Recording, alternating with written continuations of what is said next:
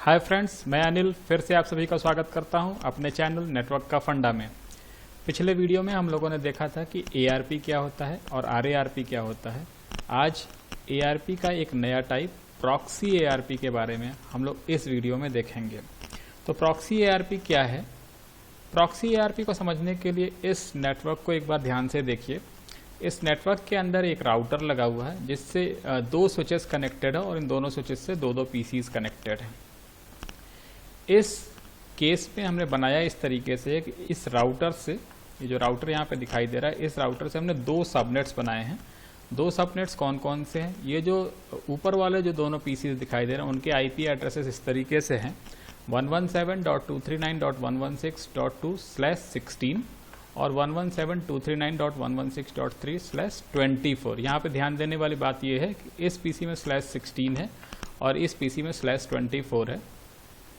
और यहाँ पे जो नीचे का सबनेट है वहाँ पे 117.239.117.2, 117.2 और 117.3 और इनमें /24 है। इनके मैक एड्रेसेस इस तरीके से हैं A1 1 2 3 4 5 6 7 8 9 0, ये A2, ये B1 और ये B2। ऊपर वाले सबनेट का जो गेटवे एड्रेस है, जो स्विच से राउटर को कनेक्ट करने वाला इंटरफेस है राउटर के पास, वहाँ पे जो गेटवे एड्रेस है वो 117.239.116.1, ये /24 में यहाँ पे ये गेटवे एड्रेस असाइन किया गया है। अब यहाँ पे प्रॉक्सी आर्प समझने की ज़रूरत क्या है कि प्रॉक्सी आर्प है क्या। पहले इस डिज़ाइन को समझेंगे, उसके बाद ऑटोमेटिकली हम लोग प्रॉक्सी आर्प की डेफिनेशन आराम से समझ लेंगे। पहले यहाँ पे देखते हैं कि अगर मशीन A1, यहाँ पे A1, इस मशीन को A1 बोल दे रहे हैं, ये मशीन A1 अगर इस मशीन B2 को कम्युनिकेट करना चाहती है तो कम्युनिकेशन नॉर्मल केसेस में कैसा होगा। अगर आपको इस वीडियो को पूरी तरीके से समझना है तो मेरी सजेशन ये है कि इस वीडियो को देखने से पहले आप मेरी ARP की वीडियो और RARP की वीडियो को अच्छी तरीके से देख लीजिएगा। इस केस में क्या होगा, इस PC का जो रेंज होगा वो क्या होगा, क्योंकि ये /16 है तो इसका रेंज होगा 117.239.0.0 से लेके 117.239.255.255 तक। ये इतने IP एड्रेसेस को अपना लोकल नेटवर्क कंसिडर करेगा कि इतने IP एड्रेसेस के अंदर जो भी IP एड्रेसेस होंगे उनको ये लोकल एड्रेस जैसा ट्रीट करेगा कि ये लोकल इसी के सबनेट में कनेक्टेड है। लेकिन इस केस में क्या होगा, 117.239.116.0 से लेके 117.239.116.255 तक को ये अपने लोकल नेटवर्क में कंसीडर करेगा। हम लोग एग्जांपल ये ले रहे हैं कि ये A1 PC इस B2 PC को कम्युनिकेट करना चाह रहा। देन क्या होगा, ये मशीन जब यहाँ पे कम्युनिकेट करना चाहेगी तो उसके लिए करेगी क्या, ध्यान से देखिएगा एक बार। ये मशीन अपना सबसे पहले नेटवर्क एड्रेस चेक करेगी। नेटवर्क एड्रेस क्या होगा इसका, 117.239.0.0। और इस नेटवर्क एड्रेस को समझते हुए ये समझेगा कि जो डेस्टिनेशन एड्रेस हम लोगों ने इसके लिए बनाया है 117.239.117.3, ये इसके लोकल नेटवर्क में है। लोकल नेटवर्क में मतलब क्या है कि यहाँ से उस नेटवर्क तक पहुँचने के लिए इसको किसी भी राउटर की रिक्वायरमेंट नहीं होगी और एक नॉर्मल एक मैक एड्रेस की रिक्वायरमेंट होगी डेस्टिनेशन की। और डेस्टिनेशन का मैक एड्रेस पता करने के, क्योंकि डेस्टिनेशन का IP एड्रेस इसको पता है, तो डेस्टिनेशन का मैक एड्रेस पता करने के लिए एक ये नॉर्मल आर्प ब्रॉडकास्ट करेगा। तो नॉर्मल आर्प ब्रॉडकास्ट करने के लिए ये एक आर्प रिक्वेस्ट जो ईथरनेट में इनकैप्सुलेट होने पे उसका जो एड्रेस, डेस्टिनेशन एड्रेस लिखा रहेगा वो 12 टाइम F लिखा रहेगा, मीन्स वो ब्रॉडकास्ट होगा।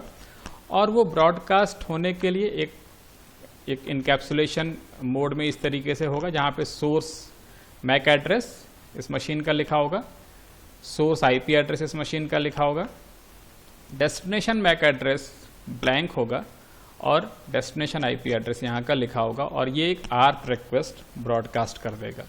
ये आर्प रिक्वेस्ट जो ब्रॉडकास्ट होगा वो इस स्विच से होते हुए इस राउटर तक आएगा और यहाँ पे इस मशीन के पास भी जाएगा, क्योंकि ये दोनों सेम सबनेट में कनेक्टेड है, सेम स्विच से कनेक्टेड है। तो इन दोनों के पास तो ये ब्रॉडकास्ट मैसेज पहुँचेगा और ये राउटर के इस इंटरफेस के पास भी पहुँच जाएगा। लेकिन जैसा हम लोग को पता है कि राउटर कभी भी किसी ब्रॉडकास्ट पैकेट को कभी भी आगे फॉरवर्ड नहीं करता है। तो राउटर इसको कभी भी फॉरवर्ड नहीं करेगा इस मशीन के पास। तो यहाँ से पैकेट यहाँ तक कैसे आएंगे, जबकि ये दूसरे सब नेटवर्क में है और ये दूसरे सब नेटवर्क में है। ध्यान देने वाली बात यह है कि यहाँ इस मशीन के अंदर यहाँ का गेटवे एड्रेस भी हमने नहीं डाला है। ये स्पेशल कंडीशन है, यहाँ पे इस मशीन के अंदर यहाँ का गेटवे एड्रेस हमने नहीं डाला है, तो भी यहाँ से पैकेट यहाँ पे डिलीवर हो जाएंगे। कंडीशन क्या होनी चाहिए कि इस राउटर के इस इंटरफेस के ऊपर जहाँ से ये पीसी कनेक्टेड है इस 117.239.116.1 पे, यहाँ पे एक प्रॉक्सी आर्प इनेबल होना चाहिए। अब ये प्रॉक्सी आर्प क्या करेगा, ये नॉर्मल जो आर्प का ब्रॉडकास्ट रिक्वेस्ट आया इसके पास, इसके बदले में ये एक रिप्लाई जनरेट करेगा।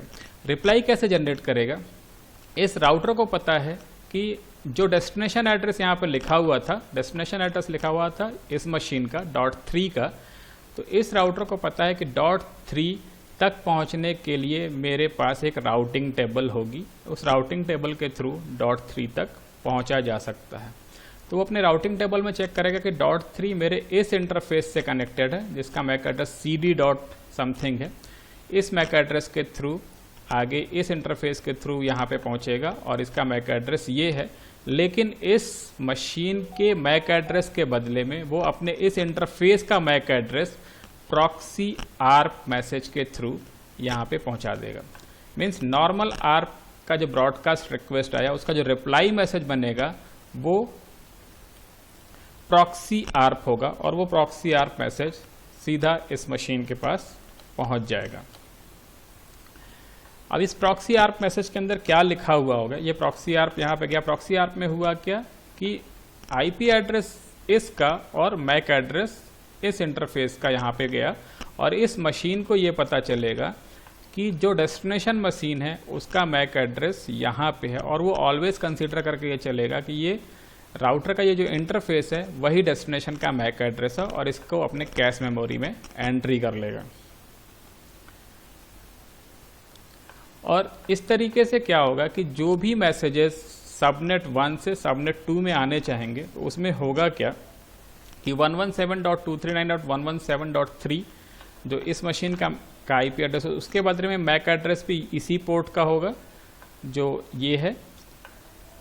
.2 इसके लिए भी इसी इंटरफेस का मैक एड्रेस यहाँ पे होगा। .1 जो यहाँ पे इस .1 जो यहाँ पे इसका अपना इंटरफेस है, अपने इंटरफेस का आईपी एड्रेस, उसके लिए भी जो उसका फिजिकल मैक एड्रेस है वो जो ओरिजिनल मैक एड्रेस है वो भी वही रहेगा।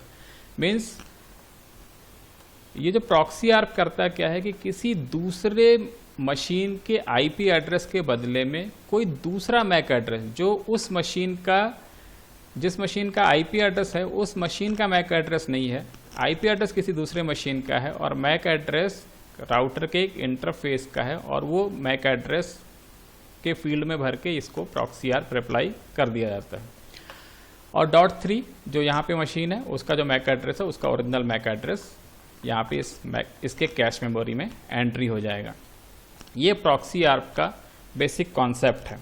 अब प्रॉक्सी आर्प में होगा क्या कि प्रॉक्सी आर्प जब जनरेट होगा तो वो नॉर्मल जो ईथरनेट का जो इनकैप्सुलेशन होता है उसी तरीके से इनकैप्सुलेट होगा, जिसके अंदर जो ये फील्ड होते हैं preamble, destination address, source address.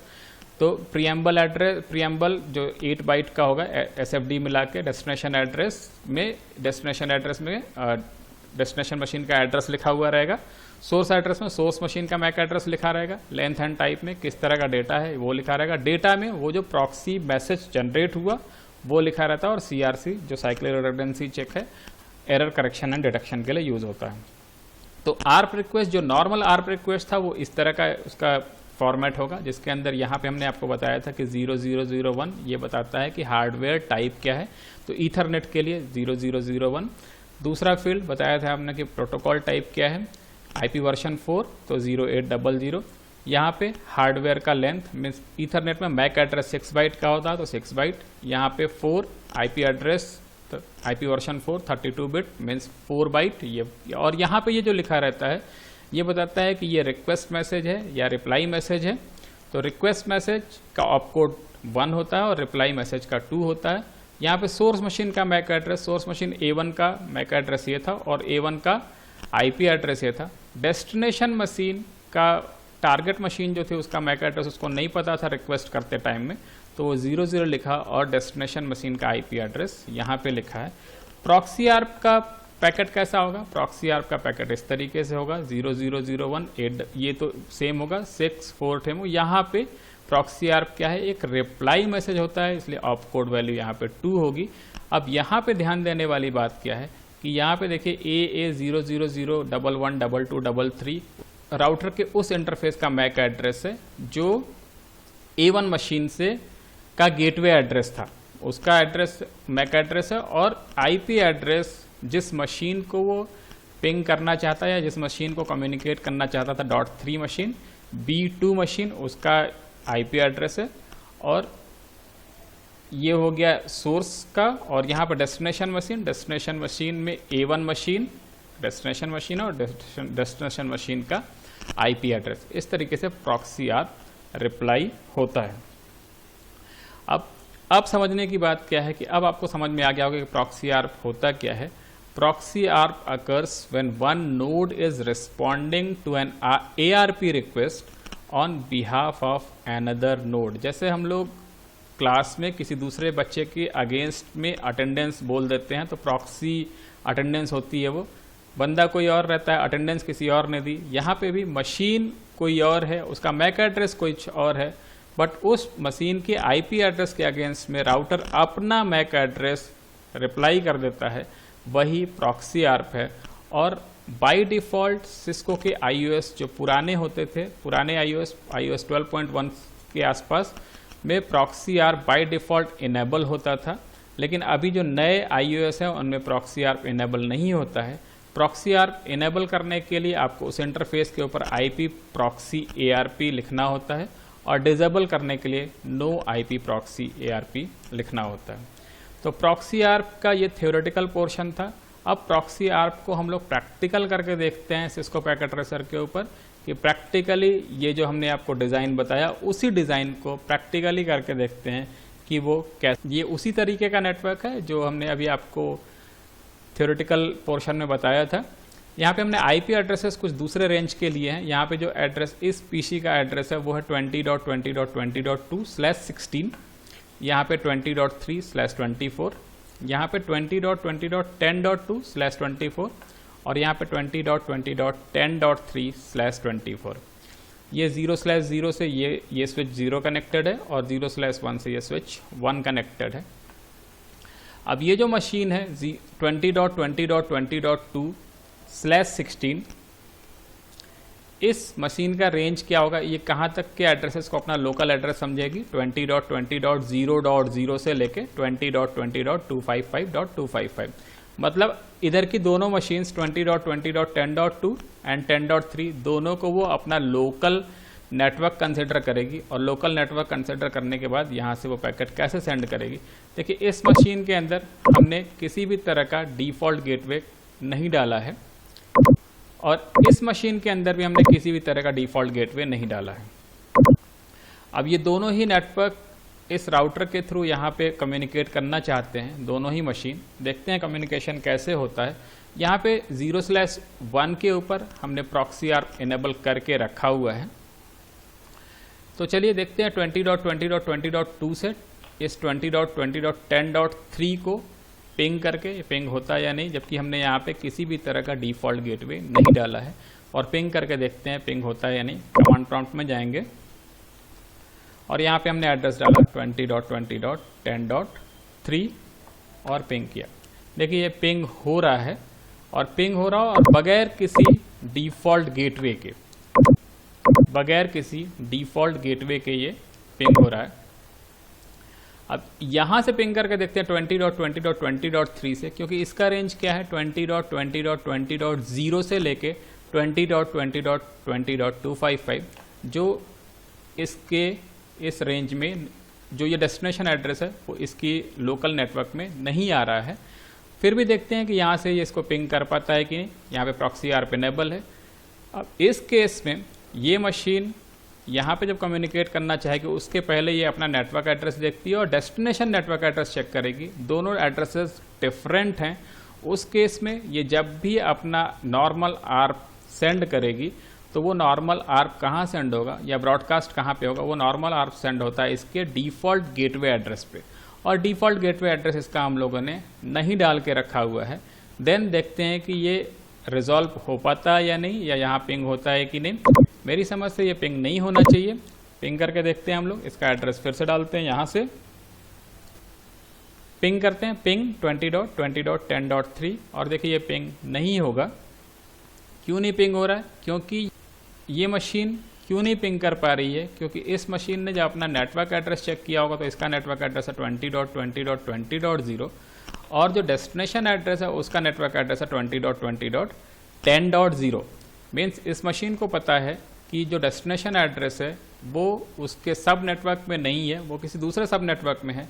Means इसको एक राउटर की रिक्वायरमेंट होगी। राउटर यहाँ पे लगा हुआ है, बट इस राउटर के पास इस गेटवे एड्रेस यहाँ पे मेंशन नहीं है। तो गेटवे एड्रेस मेंशन नहीं होने की वजह से ये पैकेट यहाँ से यहाँ नहीं पहुँचेगा और ICMP मैसेज जनरेट हो जाएगा और यहीं पे पैकेट ड्रॉप हो जाएगा। तो इस तरीके से ये प्रॉक्सी आर्प को आप इजी वे में समझ सकते हैं। दूसरी मशीन इधर इन दोनों मशीन्स के अंदर हमने IP एड्रेसेस के साथ साथ गेटवे एड्रेसेस भी डाल रखे हैं। इनके गेटवे एड्रेस 20.20.10.1 जो इस इंटरफेस का एड्रेस है वो हमने यहाँ पे डाल रखा है।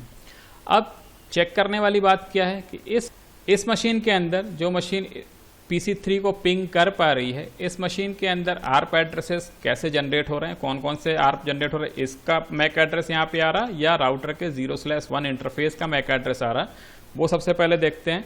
तो सबसे पहले राउटर 0/1 का मैक एड्रेस हम लोग देख लेते हैं। 0/1 का मैक एड्रेस है क्या? तो 0/1 का मैक एड्रेस देखने के लिए यहाँ पे कमांड हम डाल देते हैं show interface. Show interface command डालते ही हम लोग को यहाँ पे इसके जितने भी इंटरफेसेस है वो सभी इंटरफेस दिखने लगेंगे हम लोग को। तो सबसे पहले शो इंटरफेस हमने लगा 0/0। 0/0 का मैक एड्रेस यहाँ पे आ रहा है 0002.174EB401 और 0/2 का मैक एड्रेस क्या है वो भी देख लेते हैं हम लोग। 0/2 का मैक एड्रेस है 0/1 का क्या मैक एड्रेस है? 0/1 का मैक एड्रेस है 002174EB402। ये 0/1 का मैक एड्रेस है हम लोग को। अब इस मशीन के अंदर हम लोग चल के देखते हैं कि यहाँ पे जो आर्प एड्रेसेस या आर्प कैश इसका जो बन रहा है वो कैश के अंदर इस एड्रेस के अगेंस्ट में 20.20.10.3 के अगेंस्ट में इस मशीन का मैक एड्रेस आ रहा या राउटर के इस इंटरफेस का मैक एड्रेस आ रहा। चलिए यहाँ पे चलते हैं इसके कमांड प्रॉम्प्ट में और यहाँ पे कमांड डालते हैं आर्प -A। ये होता है कैश आर्प देखने के लिए और कैश आर्प को फ्लश करने के लिए होता है आर्प -D। देखिए यहाँ पे हमने जब आर्प चलाया तो यहाँ पे जो आर्प एड्रेसेस मिल रहे हैं उस इंटरफेस के लिए, ये इंटरफेस क्या था 20.20.10.3। तो 20.20.10.3 के लिए जो आर्प एड्रेसेस हैं देखिए वो मैक एड्रेसेस क्या हैं 002.174E.402। ये वही एड्रेस है जो 0/1 का मैक एड्रेस।